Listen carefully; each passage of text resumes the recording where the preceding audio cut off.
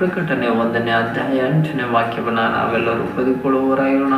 Revolution chapter 1 verse 8 ಅಲ್ಲಿ ದೇವರು ಸಭೆಯಾದ ನಮ್ಮೆಲ್ಲರ ಸಂಘ ಆತನು ಈ ರೀತಿಯಾಗಿ ಮಾತನಾಡ್ತಾ ಇದ್ದಾನೆ. I am alpha and omega, the beginning and the ending, said the Lord, which is and which was and which is to come, the Almighty.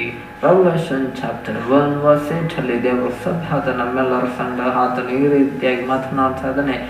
ನಾನೇ ಆದಿಯು ಅಂತ್ಯವೂ ವರ್ತಮಾನ ಭೂತ ಭವಿಷ್ಯತ್ ಕಾಲಗಳಲ್ಲಿ ಇರುವವನು ಸರ್ವಶಕ್ತನೂ ಆಗಿದ್ದೇನೆಂದು ದೇವರಾದ ಕರ್ತನು ಹೇಳುತ್ತಾನೆಂದು ದೇವರಾತ್ಮನು ಸಭೆಗಳಿಗೆ ಹೇಳುವುದನ್ನು ಕಿವಿಯುಳ್ಳವನು ಕೇಳಲಿ ಎಂಬುದಾಗಿ ಅಂತ ದಕ್ಷಿಣಗಳಲ್ಲಿ ಸಭೆಯಾದ ನಮ್ಮೆಲ್ಲರ ಸಂಘ ದೇವರಾತ್ಮನು ವಿಶೇಷವಾಗಿ ಮಾತನಾಡ್ತಿದ್ದಾನೆ. ಆಮೇನ್, hallelujah.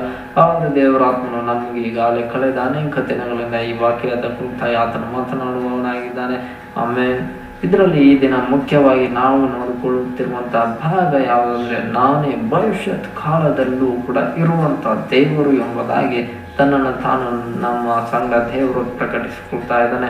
I am one who lives in the future of god. ಆಮೇಲೆ ಯಾಕಂದ್ರೆ ನಮ್ಮ ದೇವರಿಗೆ ಗೊತ್ತು ಭವಿಷ್ಯತ್ ಕಾಲದಲ್ಲಿ ಏನು ನಡೆಯುತ್ತದೆ, ಏನು ಸಂಭವಿಸುತ್ತದೆ, ಯಾವ ವಿಷಯಗಳು ನಡೀಬೇಕು, ಯಾವ ಕೆಲಸಗಳು ಆಗಬೇಕು, ಯಾವ ಕಾರ್ಯಗಳು ಆಗಬೇಕು ಎಂಬುದು ಎಲ್ಲವನ್ನ ಬಲ್ಲಂತ ದೇವರು ಈ ಜಗತ್ತಿನಲ್ಲಿ ಇರುವುದಾದರೆ ಅದು ನನ್ನನ್ನು ನಿಮ್ಮೆಲ್ಲರನ್ನ ಸೃಷ್ಟಿಸಿರುವ ದೇವರಾದ ಕರ್ತನಿಗೆ ಕರವನ್ನು ತಟ್ಟುತ್ತಾ ಆತನನ್ನು ಮಹಿಮೆ ಪಡಿಸುವವರಾಗಿರೋಣ. ಆಮೇನ್, ಹಲ್ಲೆಲೂಯಾ.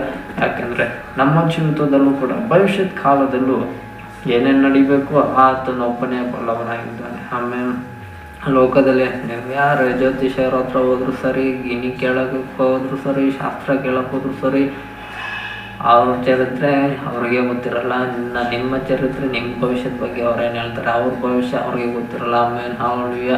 ಆದರೆ ಎಲ್ಲ ಮನುಷ್ಯರ ಭವಿಷ್ಯ ಕಾಲದಲ್ಲಿ ಏನೇನು ನಡಿಬೇಕು, ಅವ್ರ ಫ್ಯೂಚರಲ್ಲಿ ಏನೇನು ನಡಿಬೇಕು, ಅವರು ಮಕ್ಕಳಾಗಿದ್ದಾಗ ಏನು ಮಾಡಬೇಕು, ಯೌವನಸ್ಥರಾದಾಗ ಏನಾಗಬೇಕು, ಮದುವೆ ಆದ ನಂತರ ಏನು ಮಾಡಬೇಕು, ಮತ್ತೆ ತಾತ ಅಜ್ಜ ಆದಾಗ ಏನು ಮಾಡಬೇಕು, ಎಲ್ಲ ಭವಿಷ್ಯತ್ ಕಾಲದ ಕುರಿತಾಗಿ ಪ್ರತಿಯೊಬ್ಬರ ಫ್ಯೂಚರ್ಸನ್ನು ದೇವರು ಈಗಾಗಲೇ ಏನು ಮಾಡಿದ್ದಾನೆ, ಆತನು ಪರಲೋಕದಲ್ಲಿ ಎಲ್ಲ ಬರೆದಿಟ್ಬಿಟ್ಟಿದ್ದಾನೆ. ಆಮೇಲೆ ಹಲ್ಲೆಲೂಯಾ.